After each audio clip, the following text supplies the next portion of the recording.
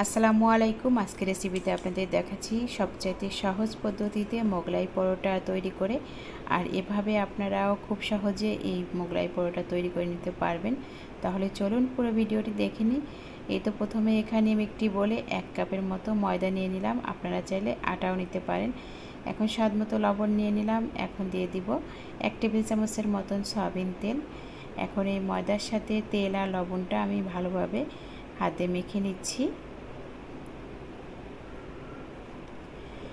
এই তো এখানে আমার ময়দাটা ভালো করে মিশানো হয়ে গেছে তেলের সাথে। এখন আমি অল্প অল্প উষ্ণ গরম পানি দিয়ে এখন ময়দাটা আমি মাখিয়ে নিচ্ছি, একটি ডোয়ের মতন করে নিব।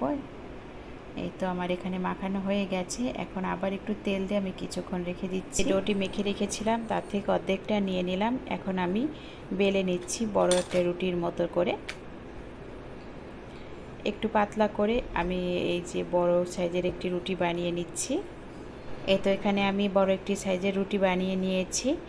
এখন আমি এর ভিতরে দিয়ে দিব পেঁয়াজ কুচি, সেই সাথে কাঁচামরিচ কুচি, ধনিয়া পাতা কুচি দিয়ে দিব, সামান্য একটু লবণ ছিটিয়ে দিব। এখন আমি এর উপরে একটি ডিম ভেঙে দিচ্ছি। এখন হাত দিয়ে এই ডিমটা আমি রুটির উপরে এভাবে মেখে নিচ্ছি। এখন আমি পরোটার ভাঁজটা দিয়ে দিচ্ছি। এতে এভাবে ভাঁজটা দিয়ে দিতে হবে।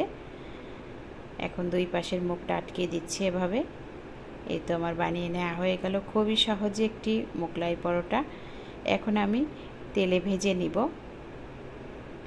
এখানে আমি প্যানে তেল দিয়েছি পরিমাণ মতো। আমি এখানে খুব অল্প তেলেই ভেজে নিচ্ছি, আপনারা চাইলে বেশি তেলেও ভেজে নিতে পারেন। এখন এই যে মিডিয়াম আঁচে আস্তে আস্তে মোগলাই পরোটাটা ভেজে নিতে হবে।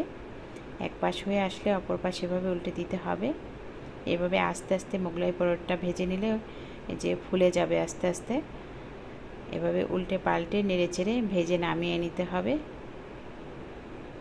তৈরি করা খুবই সহজ। আপনারা বিকাল বা সকালের নাস্তার জন্য খুব সহজে ঝটপট করে এভাবে বানিয়ে নিতে পারেন।